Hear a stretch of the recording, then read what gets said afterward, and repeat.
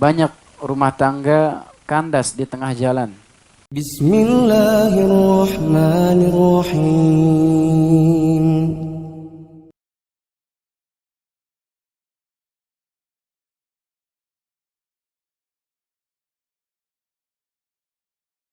Bismillahirrahmanirrahim. Alhamdulillahirabbil alamin wassalatu wassalamu ala asyrafil anbiya'i wal mursalin nabiyina Muhammadin sallallahu alaihi wasallam wa ala alihi wa ashabihi ajma'in. Asyhadu an la ilaha illallah wahdahu la syarika lah wa asyhadu anna Muhammadan abduhu wa rasuluhu la nabiyya ba'dah. Allahumma salli wa sallim ala nabiyyina Muhammadin sallallahu alaihi wasallam wa ala alihi wa ashabihi wa man sara ala nahjihi wa tamassaka bi sunnatihi ila yaumiddin. Amma ba'd. Para ibu-ibu yang dirahmati oleh Allah Subhanahu wa taala, insyaallah kita akan membahas pada malam hari ini berkaitan dengan kewajiban istri terhadap suami. Di sini sudah menikah semua, Bu? Masih ada yang kecil tuh belum nikah. Baik. Ya. Jadi para ibu-ibu yang dimuliakan oleh Allah Subhanahu wa taala, yang namanya menikah tentunya kita ketahui bahwasannya merupakan sebuah ibadah. Merupakan sebuah ibadah yang sangat besar, yang sangat agung, yang disyariatkan oleh Allah dan Rasul-Nya sallallahu alaihi wasallam. Bahkan merupakan sebuah kenikmatan yang sangat besar. Ya, menikah itu tidak ada orang yang bisa berbahagia kecuali dengan menikah. Ya, tidak ada orang mendapatkan kebahagiaan kecuali dengan pernikahan. Nah, ketika kita membahas mengenai pernikahan, para ibu-ibu yang dimuliakan oleh Allah Subhanahu wa taala, tentunya kita harus menyamakan visi dan misi bersama para suaminya. Harus sama visi misinya, tujuannya kemana harus disamakan. Jangan sampai ada yang mau ke Jakarta, ada yang mau ke Karawang, nggak nyambung ya.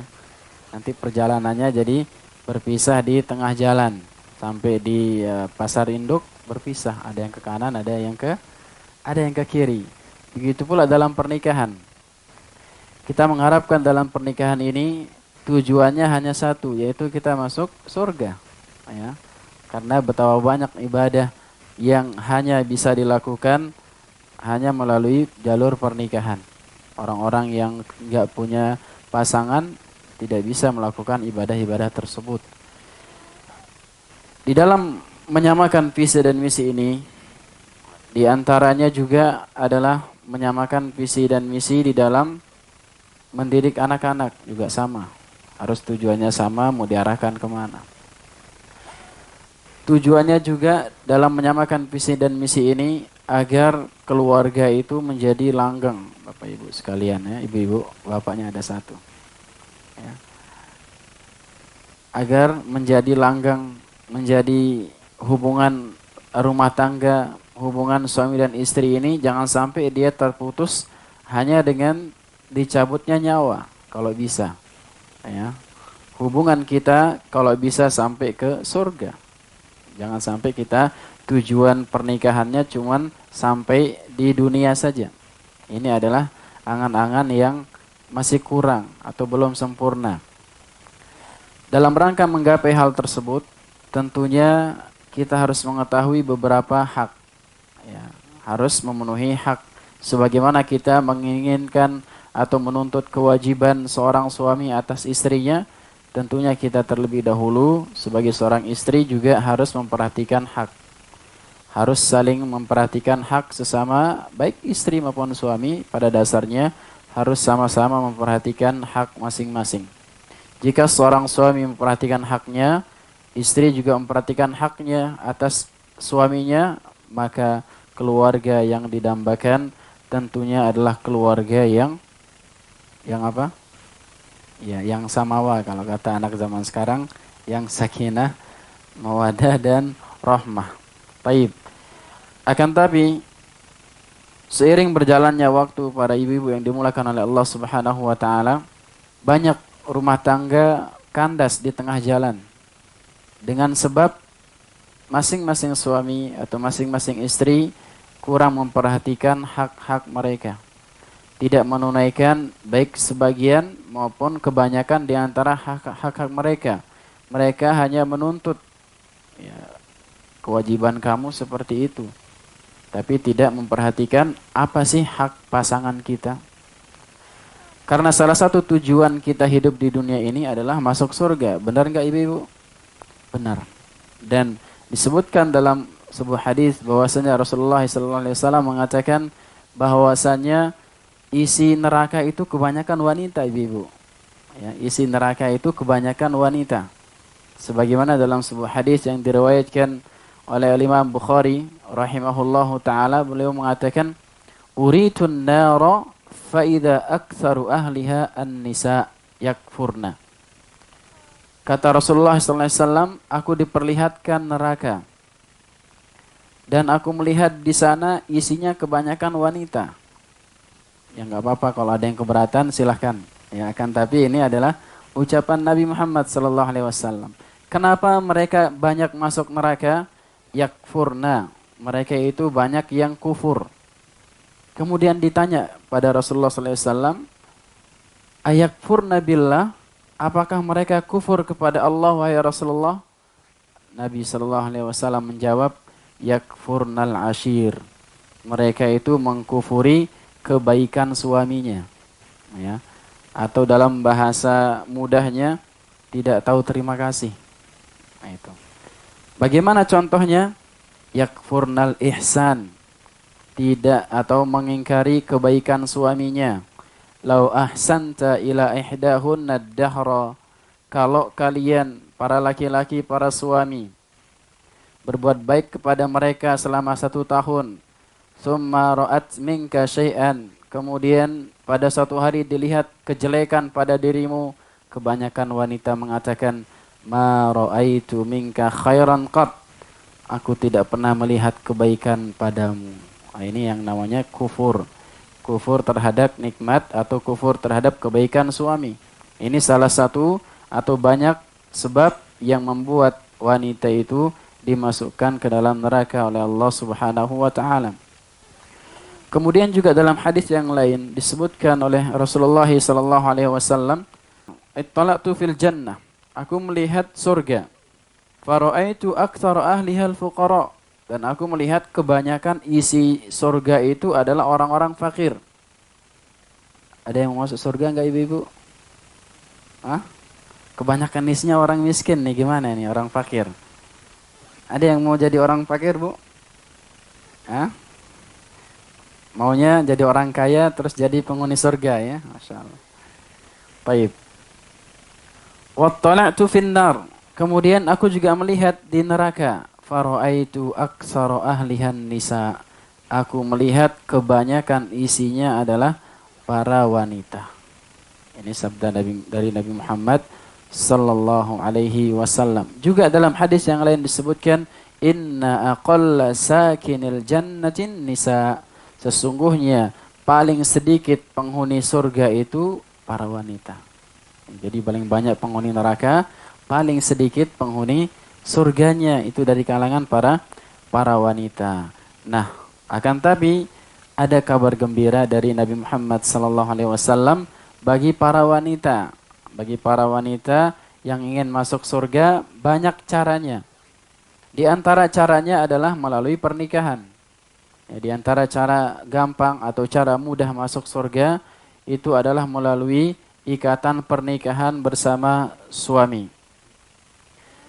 Dalam sebuah hadis disebutkan bahwasanya Rasulullah SAW mengatakan, memberikan kabar gembira bagi para wanita, bagi para istri. Beliau mengatakan, "Idza shallatil mar'atu khamsaha." Apabila wanita itu salat 5 waktu, tepat waktu dia salat. 5 waktu yang wajib saja. Wasamat syahraha, kemudian dia berpuasa pada bulan Ramadan, puasa yang wajib saja. Wahassanat farjaha, kemudian dia menjaga kemaluannya. dia menjaga kehormatannya, menjaga kemaluannya, baik suaminya ada di rumah, terlebih-lebih ketika suaminya nggak ada di rumah. Wa ata'at ba'laha, kemudian dia mentaati suaminya. Apa kata Nabi Muhammad sallallahu alaihi wasallam? Dakhala min ayyi abwabil jannati sya'at. Maka dia dipersilahkan untuk masuk surga dari pintu mana saja yang dia mau. Apa solusinya? Yaitu mentaati suami, tentunya di dalam perkara-perkara yang ma'ruf. Perkara-perkara yang tidak menyelisihi syariat atau perkara-perkara yang tidak melanggar aturan Allah dan Rasulnya Sallallahu Alaihi Wasallam. Di antara cara untuk mentaati suami adalah menunaikan hak-hak suami. Karena hak suami ini para ibu-ibu yang dimuliakan oleh Allah Subhanahu wa taala adalah sangat besar. Sampai-sampai Rasulullah sallallahu alaihi wasallam mengatakan, "Lau kuntu amiran ahadan an yasjuda li ahad, la amartul mar'ata an tasjuda li zawjiha." Kalau seandainya aku boleh memerintahkan seseorang sujud kepada orang lain, maka aku akan perintahkan wanita sujud di depan suaminya. Saking besarnya hak suami atas istrinya, bahkan lebih besar hak suami dibandingkan orang tuanya ketika dia sudah menikah. Baik. Ada sebuah kisah disebutkan oleh Rasulullah sallallahu alaihi wasallam betapa besar hak suami itu lebih daripada hak orang tua. Disebutkan bahwasanya ada seorang istri, dia dibilang sama suaminya, "Wahai istriku, aku akan pergi berjihad." Aku akan pergi berjihad. Kemudian dia mengatakan, "Jangan pergi kemana-mana sampai aku balik. Ya, jangan tinggalkan rumah sampai aku balik." Kemudian pada suatu hari setelah suaminya pergi, datang utusan dari bapaknya. Datang dia dikabarkan, "Wahai fulanah, bapak kamu sedang sakit, minta dijenguk," katanya. Kemudian istrinya mengatakan, "Saya tidak bisa. Suami saya tidak mengizinkan saya." Kemudian balik lagi.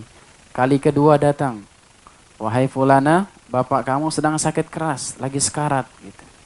Akan tapi dia mengatakan, "Saya tidak bisa, saya nggak diizinkan sama suami saya." Ketiga kalinya dikabarkan bahwasannya bapaknya meninggal dunia.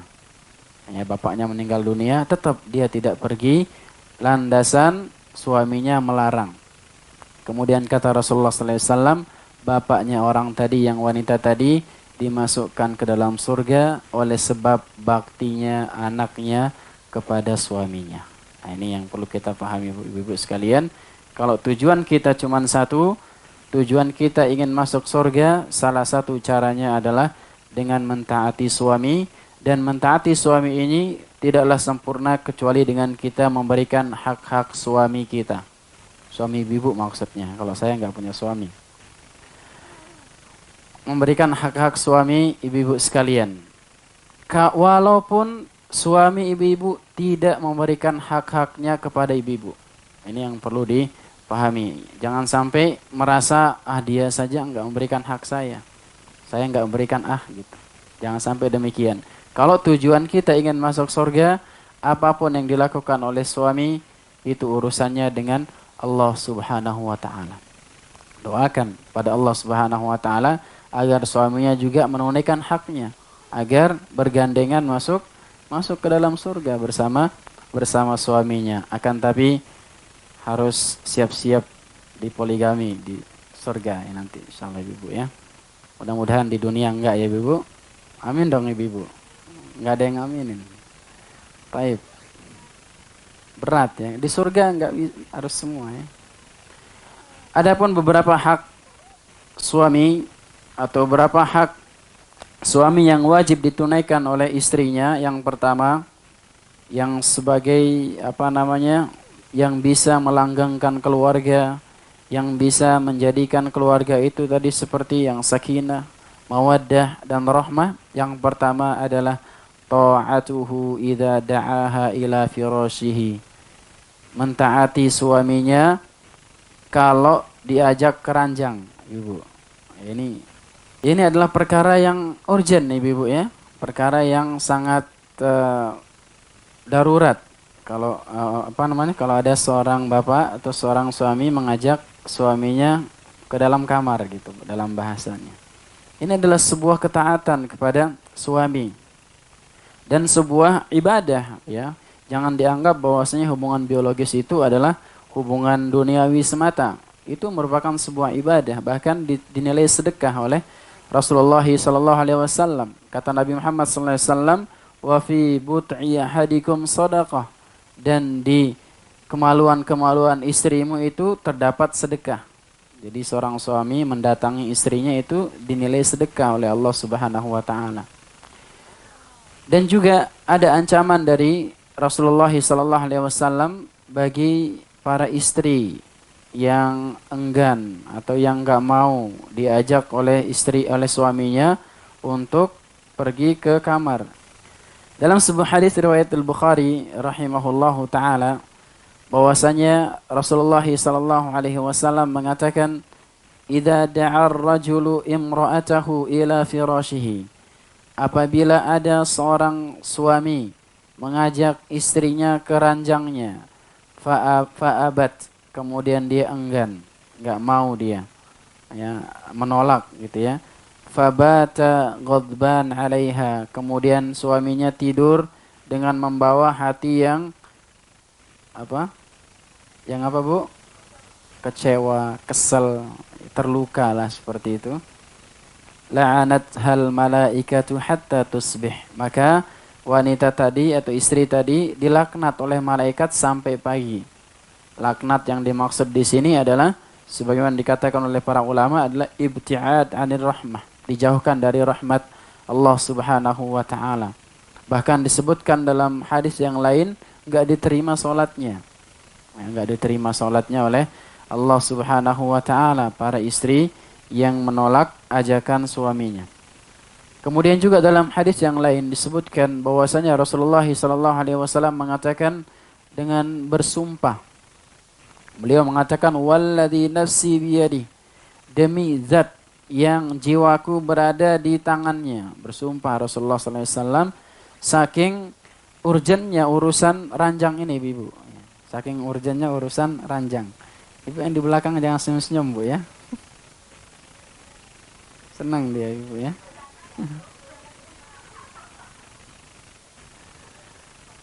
Ada yang sedih, Masya Allah. Jangan bersedih. Beliau sallallahu alaihi wasallam mengatakan, "Ma min rajulin yad'u imra'atahu ila firashiha." Tidak ada seorang laki-laki atau seorang suami yang mengajak istrinya ke ranjangnya, fata'ba alaihi. Kemudian istrinya enggan. Kemudian istrinya menolak. Illa kana alladhi fis sama' sakhitan 'alaiha hatta yarda 'anha. Kecuali Allah Subhanahu wa taala yang berada di langit sana murka, sakhitan, murka dia kepada istrinya sampai suaminya ridha. Sampai dimaafkan oleh suaminya, akan tapi kebanyakan istri enggak minta maaf. Benar Ibu? Benar, Bu. Jangan bilang enggak. Ya udah kalau sudah pagi ya udah sibuk dengan ke apa namanya? Kebiasaannya nyapu dan lain sebagainya, melupakan dosanya. Jadi orang yang menolak itu dosa Ibu ya.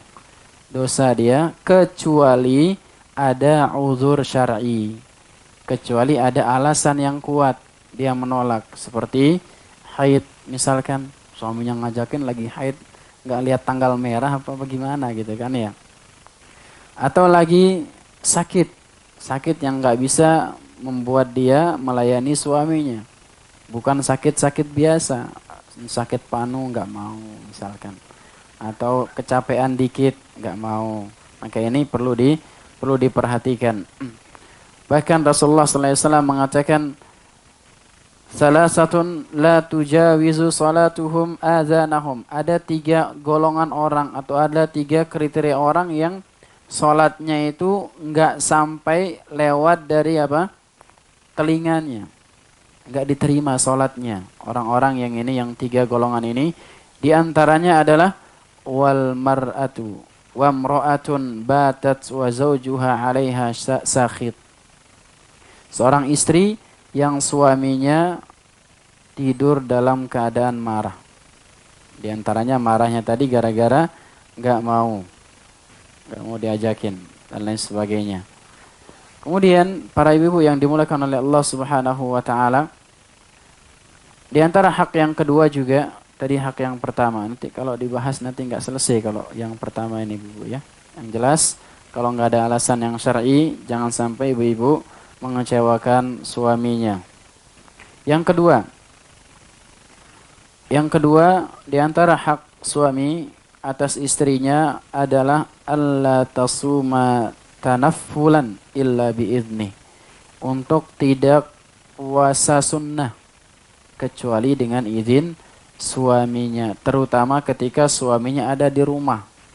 Ya, ketika suaminya ada di rumah, maka hendaknya lah dia tidak melakukan puasa sunnah.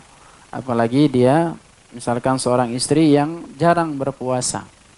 Jarang berpuasa kecuali dia suaminya sudah paham bahwasanya istrinya emang rajin puasa, puasa Senin Kamis atau yang lain sebagainya, maka tergantung daripada kebiasaan dan kesepakatan bersama suami.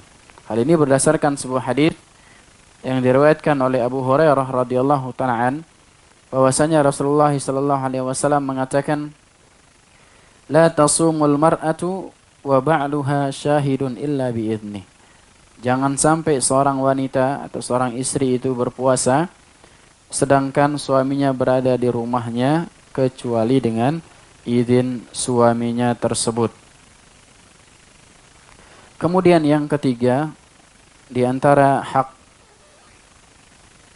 istri atau hak suami atas istrinya adalah alla ta'zan li ahadin an yadkhula baitahu illa biidznih. Untuk tidak mengizinkan siapapun masuk rumahnya kecuali dengan izin dari suaminya, terutama orang-orang yang dibenci sama suaminya. Ini yang perlu diperhatikan ya, jangan sampai ada orang yang dibenci suami ntar tiba-tiba suaminya datang menjadi masalah yang baru. Hal ini berdasarkan hadis yang diriwayatkan oleh Abu Hurairah juga, bahwasanya Rasulullah sallallahu alaihi wasallam mengatakan, la yahillu lil mar'ati an tasuma wa zawjuha syahid illa biidznih. Tidak boleh seorang suami atau seorang istri berpuasa sedangkan suaminya berada di rumah.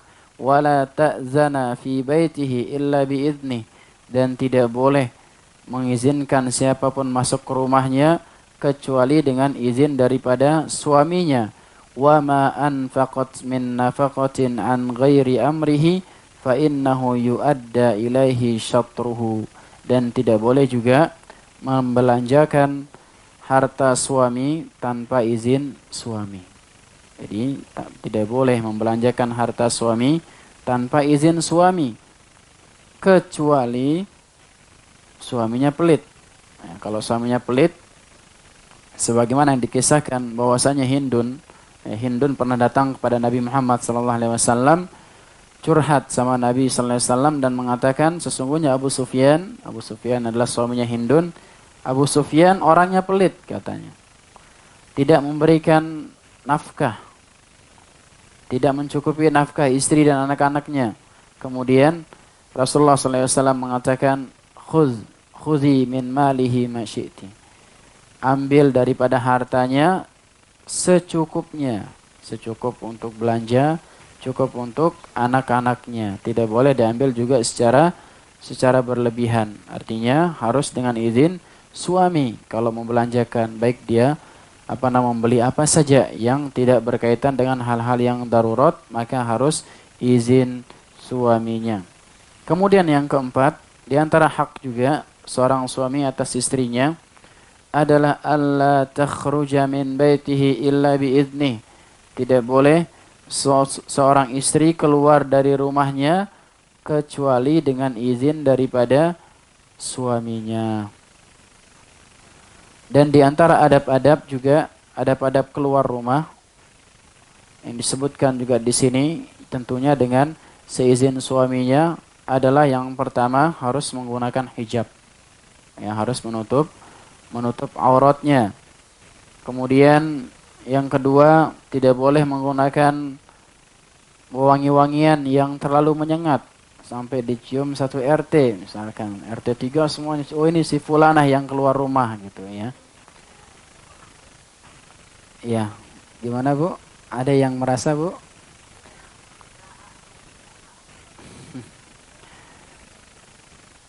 Ya, kemudian diantara juga adab keluar rumah adalah khafdul masyi li alla yasma khafaqa ni'alihi.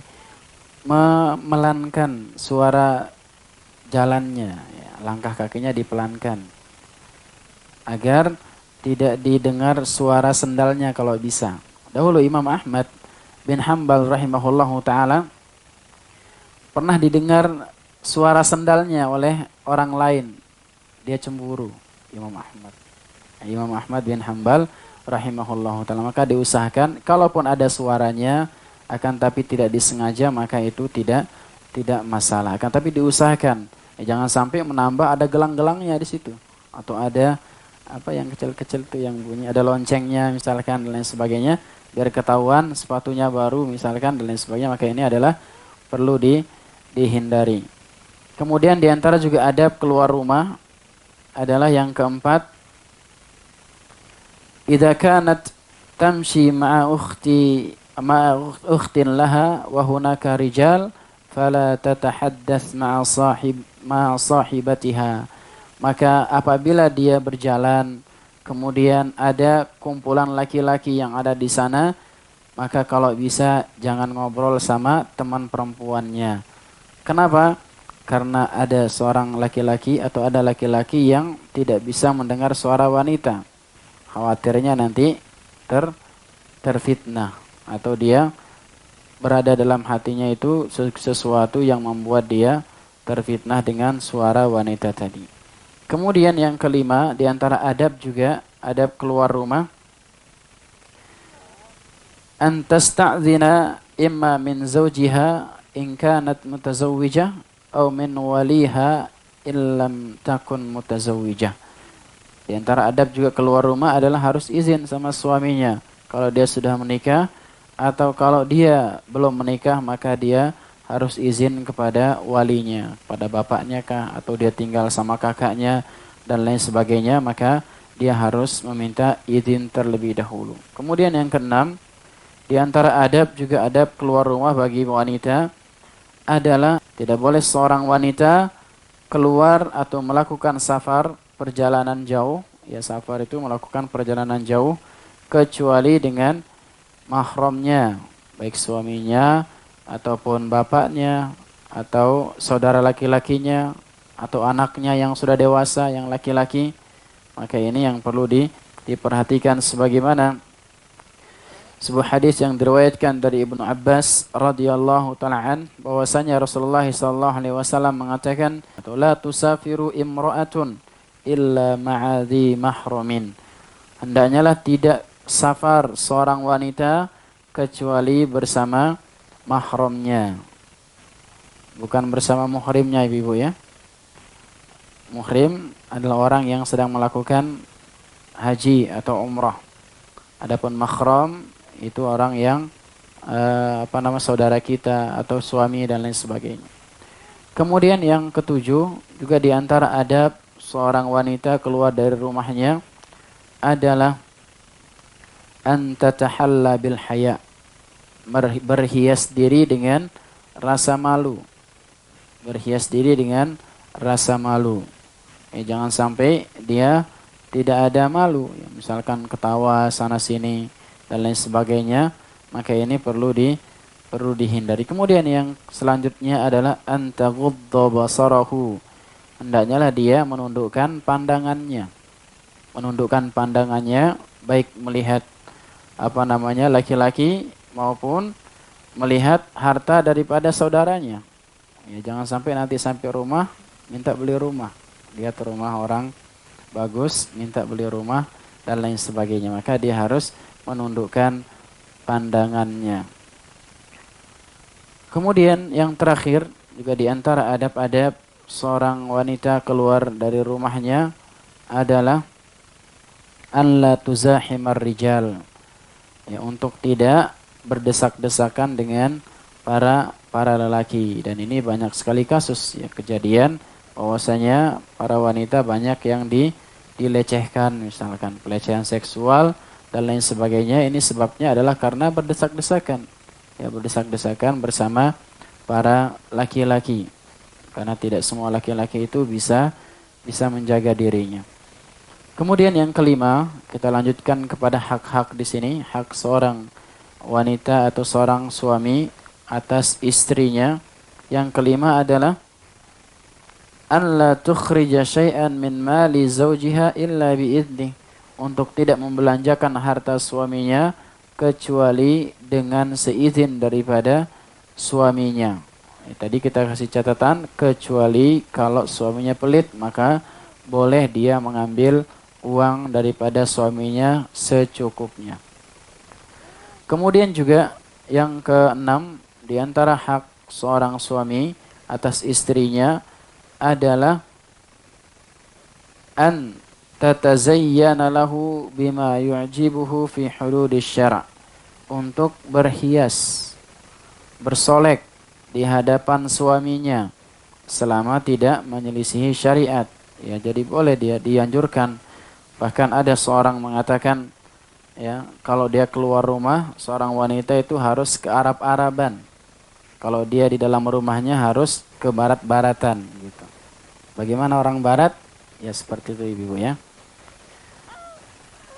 Jangan dibalik, ya, keluar rumah ke barat-baratan, di dalam rumah ke Arab-Araban. Ya, jangan dibalik, ya, nanti ya seperti itu. Harus berhias, harus pandai-pandai berhias di hadapan suami. Ya kalau ada anaknya jangan terlalu vulgar sekali ibu ya. Ya kalau bisa tinggal sama, ini masih yang muda biasanya itu. Yang muda harus bisa memperhatikan hal ini. Di sini ada yang masih muda? Ada. Oh, masih muda, Masya Allah. Baik.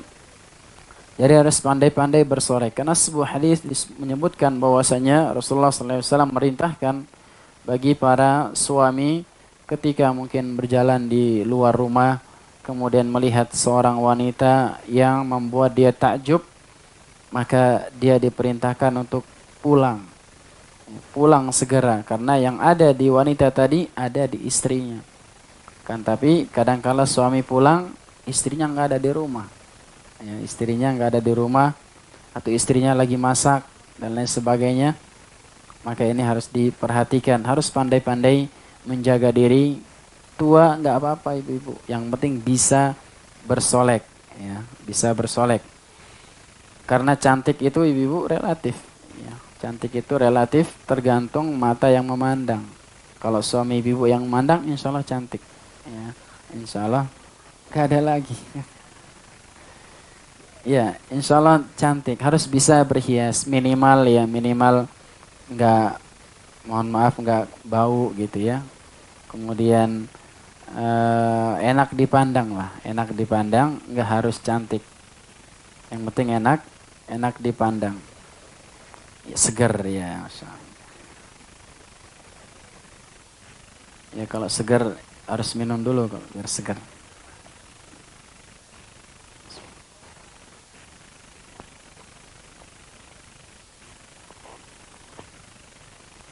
Kemudian selanjutnya yang ketujuh adalah antaquma bihawaijihi.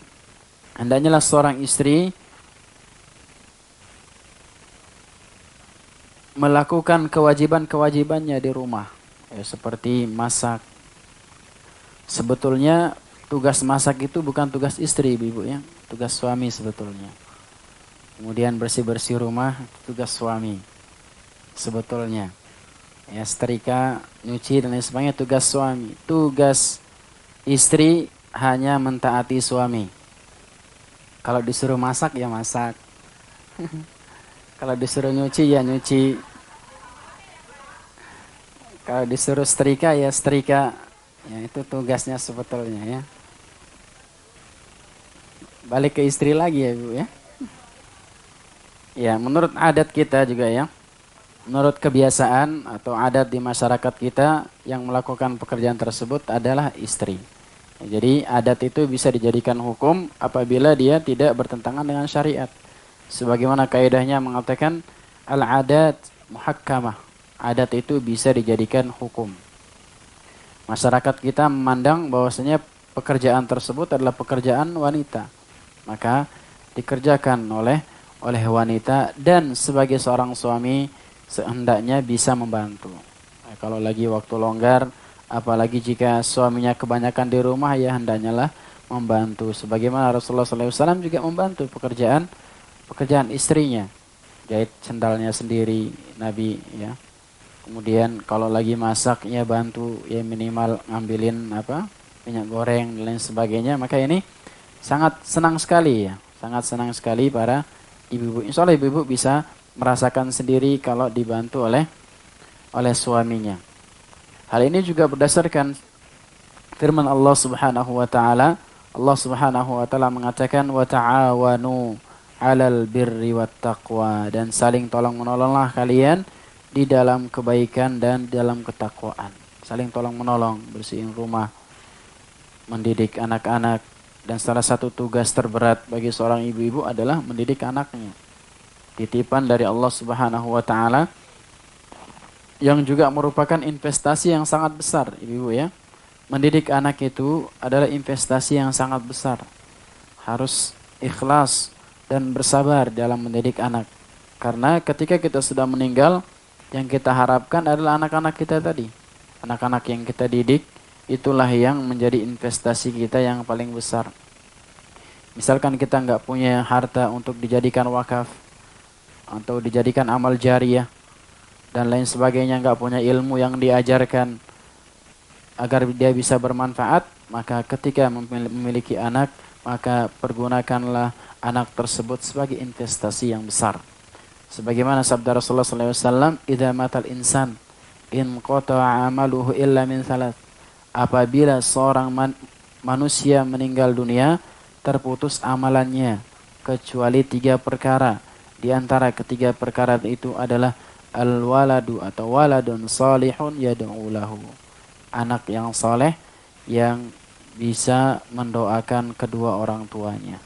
Ini adalah investasi yang terbesar bagi seorang ibu terutama. Sebagaimana Nabi katakan, al-ummu madrasatul ula lil aulad. Ibu itu adalah madrasah pertama bagi anak-anaknya. Maka jadilah madrasah yang paling bagus. Jadilah sekolah yang paling bagus. Ajarkanlah anak-anaknya yang membaca Al-Quran, ya, menghafal Al-Fatihah, yang akan dia terus baca sampai dia meninggal dunia, dan pahalanya pun mengalir terus-menerus kepada ibu-ibu sekalian atau kepada kita semuanya sebagai seorang orang tua. Kemudian yang selanjutnya, di antara juga hak seorang suami atau kewajiban seorang istri atas suaminya adalah an la tas'alahu tolak fi ghairi ma ba's. Tidak boleh meminta cerai kecuali dengan alasan yang kuat. Tidak boleh minta cerai kecuali dengan alasan yang kuat. Dan ini mendapat ancaman langsung dari Rasulullah SAW. Itu bagi para istri yang bermudah-mudahan di dalam meminta cerai.